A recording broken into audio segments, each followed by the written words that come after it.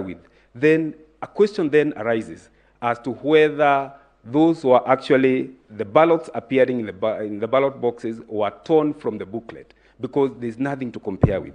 Counterfoils were missing, my lady and honorable judges, from Keheo Primary School. This is noted at page 146 of the report. From Keheo Primary School, polling station number 2 of 2. My lady, there were myriad of issues that we came across. In addition to that, with the scrutiny, envelopes, electoral material, these include the ballots that have been cast, the counterfoils that have been used, the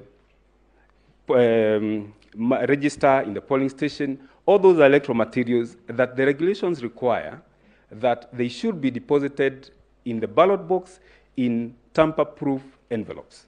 But unfortunately, what we came across was that there were very many polling stations from the ones that we undertook scrutiny where all the contents, the electoral material, were not placed in tamper-proof envelopes. And just to give an example of a few, we had Mutembei Primary School in Mombasa, that this is noted at page 34 of the report.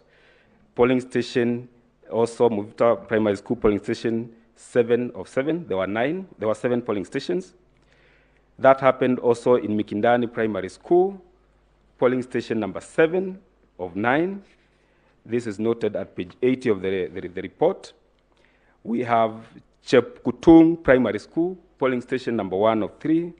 We have Kapsusel Primary School, polling station 1 of 3. That you find in the ballot box, the materials are there, but they are not placed in tamper-proof envelopes as required by the law. Your Leadership, we look at those anomalies in line with the provisions of the Elections General Regulations of 2017, and specifically regulation number 81, that require this electoral material to be placed in tamper-proof envelopes and then sealed in a ballot box. When that happens, it is a clear breach of the regulations as required.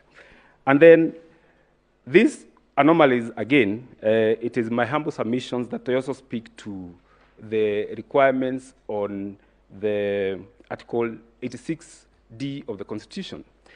And my lady, this is clear because it requires electoral system to be accountable and even requires the Iebc to preserve electoral material in a safe manner. When this has not been done, Your Leadership and honorable judges of the Supreme Court, we submit that that is a clear breach of the Constitution and no accountability can then arise in the event where such issues have arisen.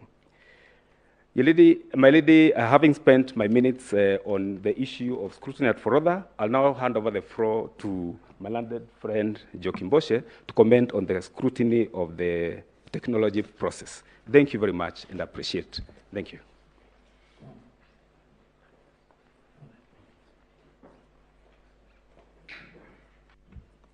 My Lady, the Chief Justice, honorable judges of the Supreme Court, I noticed that the time was still running as I was walking here.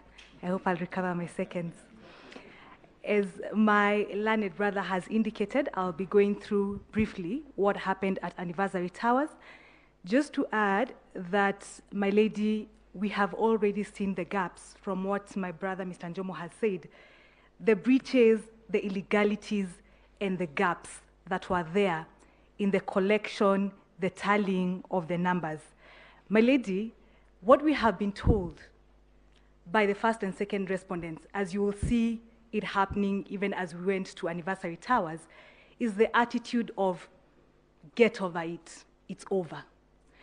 Because, my lady, and as has been ably submitted by my learned senior Mr. Mogor, when he was talking about what happened at Anniversary Towers, we were denied access to the server. Our agents were denied access to the server. My lady, and honorable members of the court, when you retire, you will see